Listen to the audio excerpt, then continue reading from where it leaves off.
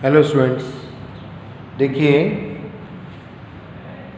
Rank correlation में next question देखिए, बहुत इंपॉर्टेंट क्वेश्चन है ये।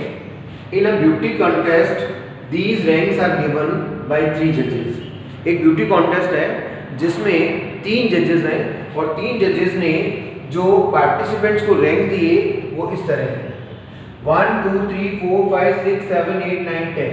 It means the participants are 10 in this beauty contest. और इसमें फर्स्ट कंटेस्टेंट को कैंडिडेट को फर्स्ट जज ने 1 नंबर दिया है और सेकंड ने उसको 3 दिया है और थर्ड ने उसको 6 नंबर पे रखा है। इसी तरह सेकंड कैंडिडेट जो था उसको फर्स्ट जज ने 6 रैंक पे रखा है, सेकंड ने 5th पे रखा है, थर्ड ने उसको 4th पे रखा है। इसी तरह ये रैंक्स दी हुई हैं बाय 3 जजेस इन a beauty contest.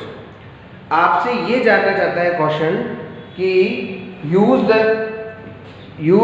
The rank correlation to discuss which pair of जजेस have the nearest approach to common taste in beauty. कौन से 2 जजों में अधिक समानता है। तो ऐसे क्वेश्चन को सॉल्व करने के लिए, ये रैंक कोरिलेशन का ही क्वेश्चन है और इसको सॉल्व करने के लिए हम पहले फर्स्ट एंड सेकंड जज की तुलना करेंगे कि इनके बीच में कितना कोरिलेशन है। इन्होंने जो रैंक्स दी है उनके बीच में कितना कोरिलेशन है। तो फर्स्ट जज की जो रैंक, जब डायरेक्ट रैंक दी हुई होती है तो अब हमें रैंक देने की जरूरत नहीं है। 1 2 3 जैसे अपन पहले क्वेश्चन किए थे कि हाईएस्ट वैल्यू को 1 देते हैं, फिर उससे कम को 2 देते हैं, फिर उससे कम को 3 देते हैं। ऐसा देने की अब इस क्वेश्चन में जरूरत नहीं है because the ranks are already given. Then first और सेकंड जज का जो कोरिलेशन कैलकुलेट करेंगे वो होगा, हम लिखेंगे यहाँ पर R1 और R2 डायरेक्ट और फिर D का स्क्वायर। तो R1 है जो फर्स्ट जज ने दिया है वो है 1 6 5 10 3 2 4 9 7 8। सेकंड जजेस ने जो रैंक्स दिए हैं वो है 3 5 8 4 7 10 2 7 10 2 1 6 9। ये रैंक्स दी हुई है, ये फर्स्ट जज ने दी है, ये सेकंड ने दी है। अब इन दोनों का डिफरेंस ले लेते हैं।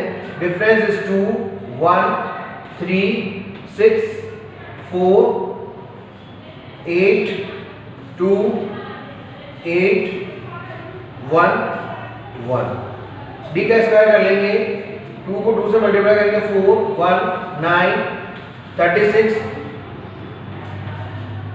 14 16 64 4 64 1 1। इसका टोटल कर लेंगे वो होगा सिग्मा डी स्क्वायर। इसका जो टोटल आएगा वो होगा सिग्मा डी स्क्वायर। 4 1 9 36 16 64 4 64 1 और 1। इसका जो टोटल है वो आ रहा है एग्जैक्ट 200। तो फॉर्मूला लगा देंगे कि R rank correlation 1 - 6 sigma D square n cube minus n। 1 - 6 sigma D square है 200, ये 200 डिवाइडेड बाय 10 का क्यूब माइनस 10 और 1 - 1200 डिवाइडेड बाय 10 को 3 बार मल्टीप्लाई करेंगे 1000 में से माइनस करेंगे 10 तो 990। ये आएगा, इसमें जो आंसर आएगा वो आएगा 120 में को 99 से डिवाइड करेंगे तो आएगा माइनस का, इसको जब सॉल्व कर लेंगे 120 में से 99 को डिवाइड करेंगे तो यहाँ पर माइनस की फिगर ज्यादा आएगी और फिर 1 में से उसको जब माइनस करेंगे तो यहाँ पर आ जाएगा माइनस का 0.21। It means in this question the rates given by first and second, इनके बीच में जो कोरिलेशन है वो है माइनस का 2 1। माइनस का 2 1 का मतलब है दोनों में बिल्कुल निगेटिव है।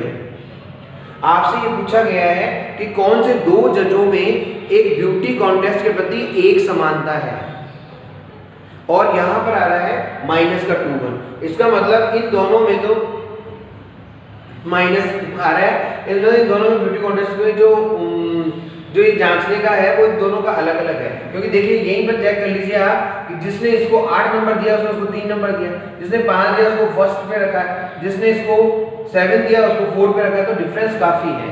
तो यहाँ पर ये हो गया फर्स्ट और सेकंड जज की तुलना कर ली, ये आंसर आ गया। इसी तरह आप आगे सेकंड और थर्ड जज की करेंगे, सेकंड और थर्ड, या फर्स्ट और थर्ड की कर लेंगे, सेकंड थर्ड, तीनों बार करना पड़ेगा। इस क्वेश्चन को 3 टाइम्स सॉल्व करना पड़ेगा कि पहले फर्स्ट जज और सेकंड जज की तुलना करेंगे, फिर सेकंड और थर्ड की करेंगे, और फिर फर्स्ट और थर्ड की करेंगे। ऐसे तीनों की आपस में तुलना हो जाएगी, जिसमें सबसे ज्यादा कोरिलेशन आएगा बस हम वो आंसर दे देंगे कि इन दोनों जजों में एक समानता ज्यादा है। तो जैसे एक बार और सेकंड का और कर देता हूं मैं, जैसे R1 और R2 है, ये सेकंड और थर्ड में कर रहे हैं, तो R2 कह दो, इसको R3 कह दो। R2 देखिए 3, ये क्वेश्चन हो चुका है।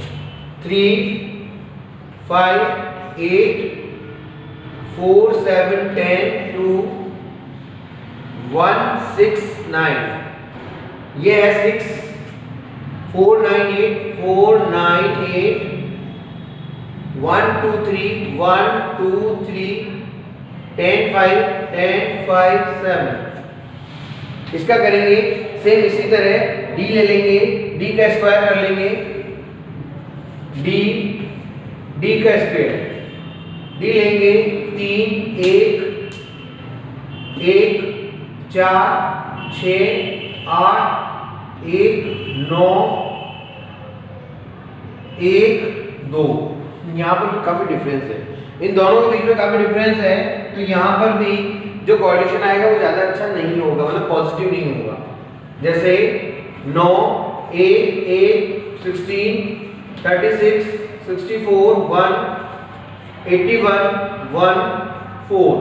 इसका जो टोटल होगा वो सिग्मा d स्क्वायर वो होगा, इसका टोटल जो आ रहा है वो 360 आएगा। R1 नहीं सॉरी R2 और R3, इसका आएगा 214 214 इसका टोटल है। इसी तरह फॉर्मूले में रख देंगे या 214, और यहाँ पर इसका कैलकुलेशन जब इस तरह करेंगे तो जो कैलकुलेशन आएगा वो होगा माइनस में आ रहा है 0.29। इसका भी अगर आप इसी तरह सॉल्व करेंगे, मैं आपको यहीं पे सॉल्व करके बताऊं, इसको मान लीजिए कि यह यहाँ पर कर लीजिए, देखिए R1 माइनस 6 और क्या आएगा 214, यह आएगा n, वही n क्यूब माइनस n कितना होगा 990 होगा सॉल्व करने के बाद में 0 1 माइनस, इसको 214 को 6 से मल्टीप्लाई करिए, 214 को 6 से अगर मल्टीप्लाई करेंगे तो 1284 डिवाइडेड बाय 990। तो जो भी फिगर आएगा वो यहाँ पर माइनस में आएगा, और माइनस का फिगर जो होगा वो होगा 1.297। 1.297, 1 में से 1.297 को माइनस करेंगे तो माइनस के 0.297। इसका मतलब इन दोनों के बीच में भी नेगेटिव रिलेशन है, इससे भी ज्यादा इन दोनों में असमानता है। इसमें 0.21 की है, इसमें 0.29 की है, तो असमानता है। अब इसी क्वेश्चन को इस तरह करेंगे कि फर्स्ट और सेकंड की तुलना कर ली, सेकंड और थर्ड की कर ली।